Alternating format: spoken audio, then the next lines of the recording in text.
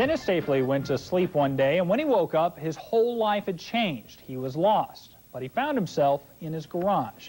Peter Rosen has a fresh look on life. Dennis Stapley likes spending time in his shop, in his garage. I love the smell of the wood and the fact that you can visualize something. Even though he can't see what he's building.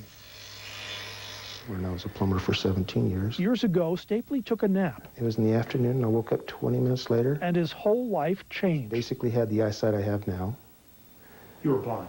I was totally blind. His eyesight returned. Uveitis and acute macular edema. But would eventually disappear for good. Get depressed, worry, argue, fight. He got divorced and then married Janet, a woman he'd never seen. He says he has seen me, a glimpse of me once, but he truly hasn't really visually seen me. He went to school and studied engineering and then teaching. I tried teaching 1 year. But things, he says, just didn't work out.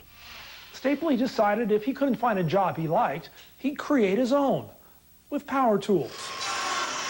Our daughter got married. We saw the prices of what people wanted to charge for them. He got an idea. I made this little arch out here, and I thought, hey, this is kind of fun. I like that. To make and rent wedding gazebos. He took a business class, made a business plan, got a grant, and started building. How do you build stuff when you can't see it? Well, you can feel the wood, can't you? Take off just about 1/8 of an inch. The only one that really, really bothers me is the table saw. The biggest obstacle to doing things is trying to convince other people you can do them. Yeah. Okay.